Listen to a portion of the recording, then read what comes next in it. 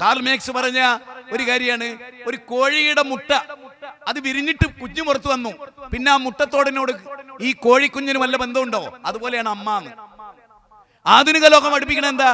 ഞാൻ ഉണ്ടായത് ഈ തള്ളയുടെയും തന്തയുടെയും ആസ്വാദനത്തിനാണ്. മൈത്രേയന്റെ ഒരു വാക്കാത്. അതുകൊണ്ട് നമുക്ക് ഏറ്റവും വെറുപ്പ് തോന്നേണ്ട അവരോടാണ്.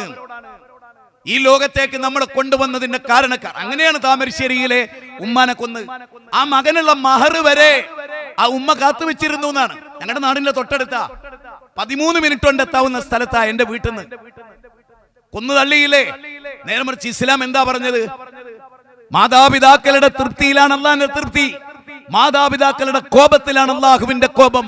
വഖദാ റബ്ബുക അല്ലാ തഅബുദു ഇല്ലാ ഇയ്യാഹ് വബിൽവാലിദൈനി ഇഹ്സാനാ ഇമ്മാ യബ്ലുവന്ന ഇൻദകൽ കിബ്റ അഹദുഹുമാ ഔ കിലാഹുമാ ഫലാ തഖുൽ ലഹുമാ ഉഫിൻ വലാ തൻഹർഹുമാ ഫഖുൽ ലഹുമാ ഖൗലൻ കരീമാ വഹ്ഫിദ് ലഹുമാ ജനാഹ ദുല്ലി മിനർ റഹ്മ. കാരുണ്യത്തിന്റെ ചിറകുകൾ മാതാവിന് പിതാവിന് താഴ്ത്തി കൊടുക്കാൻ പഠിപ്പിച്ച ഖുർആൻ എവിടെ നിൽക്കുന്നു? നിങ്ങൾ നോക്കേ, എല്ലാ യുക്തിവാദികളും നിരീശ്വരവാദികളും അംഗീകരിക്കുന്ന ഒരു കാര്യമാണ്, മാതാപിതാക്കളെ വൃദ്ധസദനത്തിൽ കൊണ്ടുപോയാക്കാത്ത സമൂഹം മുസ്ലിങ്ങൾ മാത്രമാണ്. എന്തുകൊണ്ട് ഏറ്റവും കുറവ് ബാപ്പാനെയും ഉമ്മാനെയും സംരക്ഷിക്കുന്ന സമുദായം മുസ്ലിങ്ങളാണ്. എന്തുകൊണ്ട്? ഖുർആന്റെ പ്രത്യേകത കൊണ്ടാണ്. ഇനിയുള്ള കാലത്ത് എന്താ ഉണ്ടാവുക? പരിശോധിച്ചോളൂ.